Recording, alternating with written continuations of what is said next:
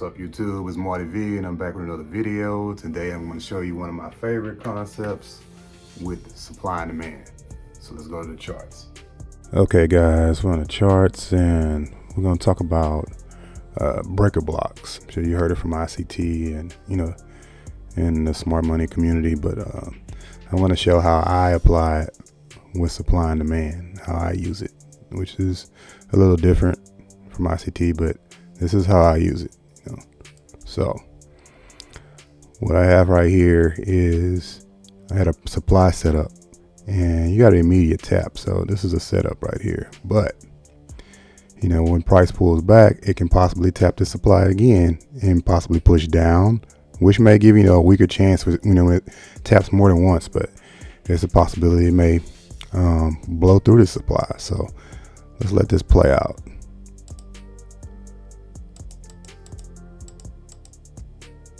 See it start to pull back.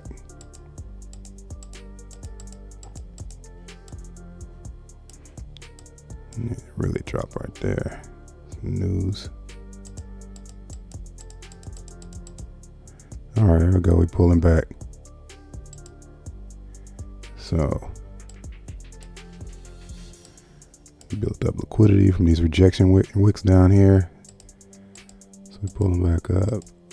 And all right, it tapped. It was a deep tap. So it's like normally I would wait, for a break of the candle to get in. But if it don't break the candle, you just wait to see if you're gonna hit any, bullish pressure pushing price up. Because one thing about it just did just now, price just pushed through the demand. Price just pushed through the supply, and so now, it's like, should you abandon it or hold it down? Because there's some setups, some zones that'll still play out when price, blasts through. So there is a alternative for this. I look at it like an audible. Like the quarterback goes up to the line of scrimmage and he don't like the defensive formation that he sees, so he calls a different play on the fly. So it's, I kind of look at it like that. And plus all these momentum candles, the bank's in there doing work. So say price pushes up, boom. All right, it tapped back in. That's what you want. When price blasts through your, like in this instance, the supply, you want a retest. And so price retest this zone, and from this point I'm treating it like a demand, so I'm going to take a break of the candle entry. So stop loss here, and I can go for a 1-to-1, or I can look to my left, see what's over there. Got gaps, liquidity. So let's say, like I say in other videos, the market doesn't leave these long rejection wicks laying around for long because it's a lot of liquidity right there. So let's just say I'm gonna leave this for a 1-to-1 for now. So let's let this play.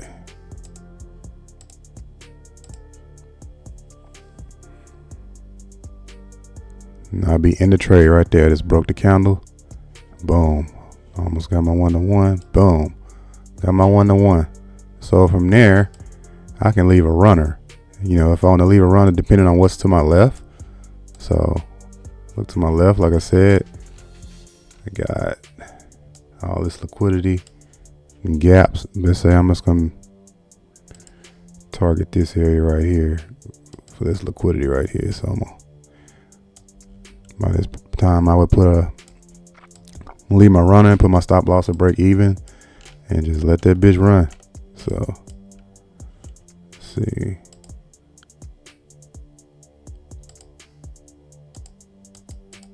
Boom.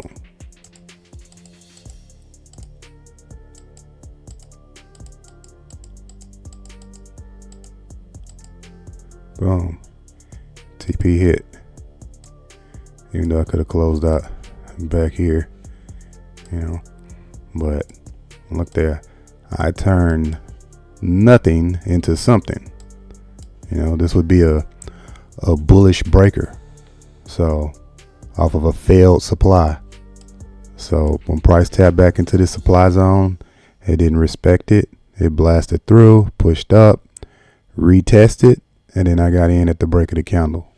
And I love this shit because it's like, now I don't feel bad when if I'm keen on a setup and price blast through, it's that chance of catching it on the flip side, and usually this will happen when the trend is changing. It's like we were kind of bearish right here, and then the closer it got to 200 EMA, blasted through. Now we're in an uptrend. And another thing is, that breaker block, it's clutch, but you'll see like in this instance, as we're going up, you'll possibly see like a demand nearby. Not on this particular setup, but you'll see a demand that will unfold like either above or right below. So it's like that's extra confluence that this setup is going to play out in your way. Okay, let's go look at another one. Okay, right here, we're above the 200 EMA. So I got this demand marked up. So let's let this unfold. Price pushing up. A lot of bullish momentum. Looks like that's right near the New York Stock Exchange open. So pull it back.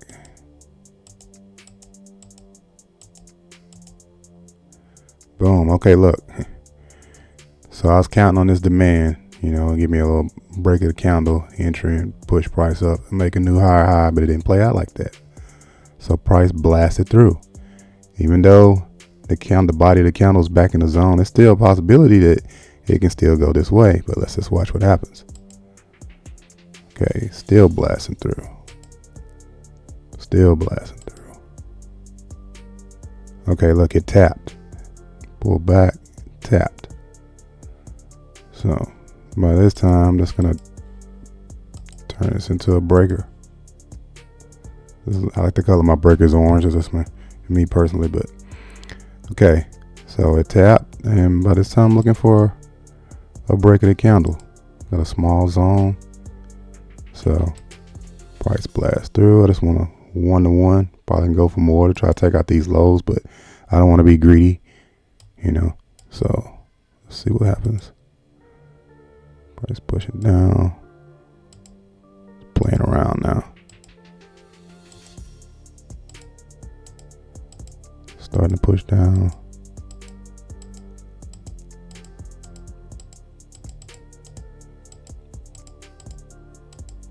Boom, TP hit.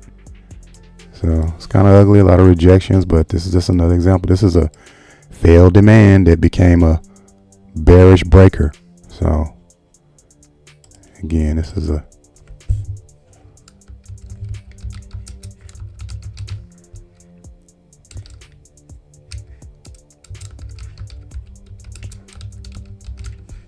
let's write this up for you guys to see. See, it was a demand at first. It could have pushed up, but price didn't respect this demand. It blasted through the demand zone. Trend change, started going downhill, even though the volume started to slack up. But still, I got me a 1-to-1. This is not a clean breaker. Usually a clean breaker is just like taking a clean supply demand setup. Price will blast through, retap that zone, boom, then just 2 or 3 candles, and that 1-to-1 is done. So that being said, let's go to another setup. Okay, let's look at this one on GU. Towards the end of the London session, trend starting to push up. So let's see if I can squeeze off like a quick 1-to-1. Like I'll be looking for a buy. This due to the 200 EMA. So unless it gives me a counter trend supply with better confluences. So right now I'm just looking for a demand. Because like I said, if it fails, then I got a potential breaker block in my back pocket as long as it retests my zone. So let's let this play. Push up. Look, it tapped the zone immediately. Boom. So at this point, if it was a push out, I would be Going for a 1-to-1. I'll be trying to attack this liquidity right here, you know. But let's see what happens. Look, next candle blasted through. So this is automatically, I'm looking for a breaker at that point. So I'm looking for is a retap and then getting in at the break of the candle. Look, price is dropping. And you could have took that off this supply, even though it didn't fill this gap all the way. But like I said in the other example, you'll see like a supply or demand setup near the breaker that, you know, it's extra confluence. So let's let this play. Starting to pull back.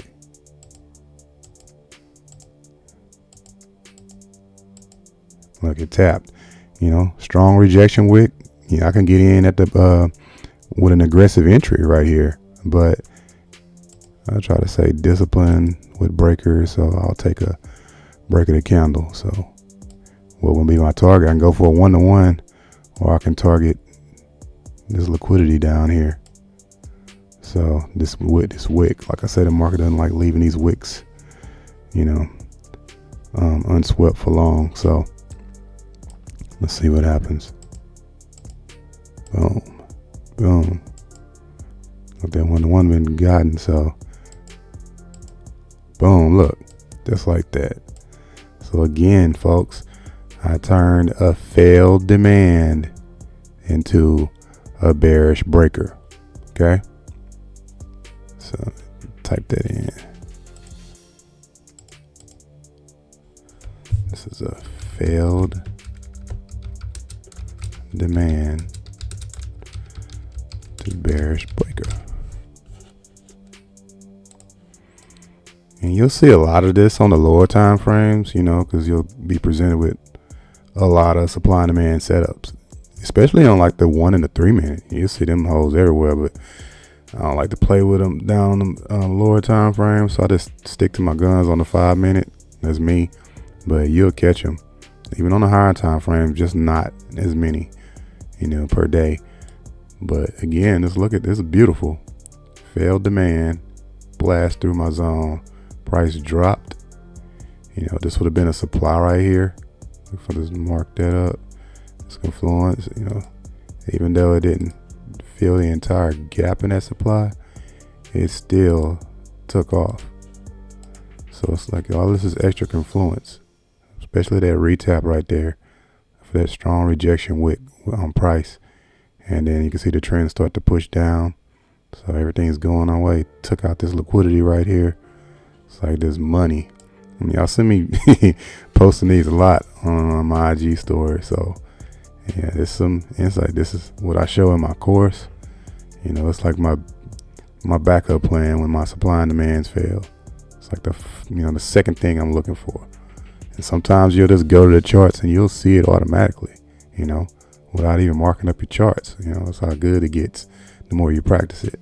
So again, that was a failed demand to a bearish breaker there.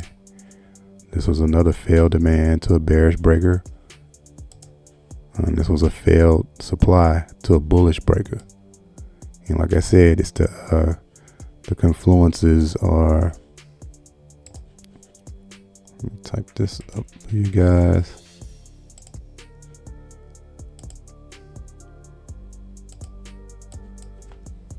All right.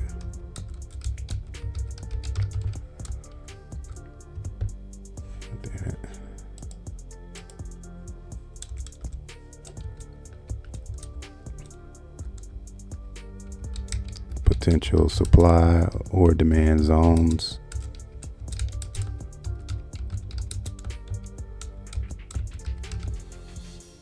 Will be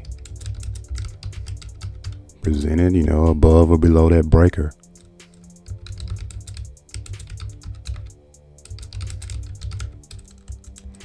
And 2 is breakers are, you know, they tend to signal a change in the trend.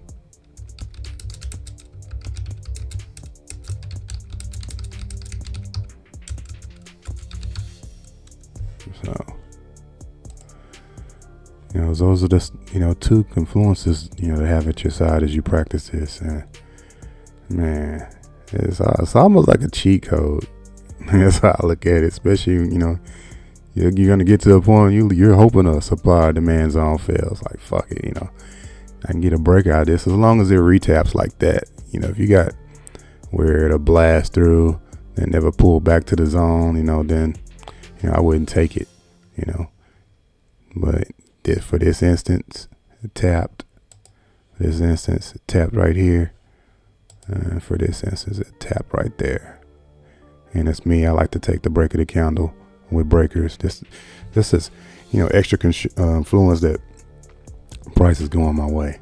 So this is some hot sauce for y'all. It's in the course.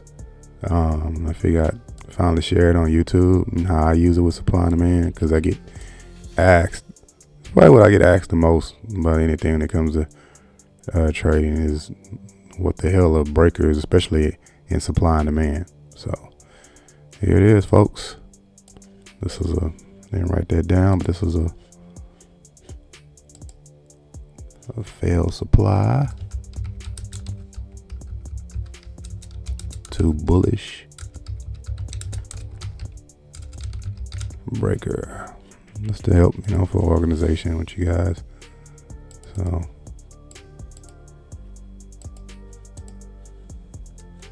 failed supply to a bullish breaker, and when you're setting your risk reward for these breakers, always look to your left, see what's to the left, what you can, feel or sweep, liquidity, gaps, things of that nature. So it's like this, probably would have pushed down, kept going, liquidity. Or this one, liquidity, use all this shit to your advantage. Okay, guys, this is Marty V, and until next time, practice this shit. I'm out.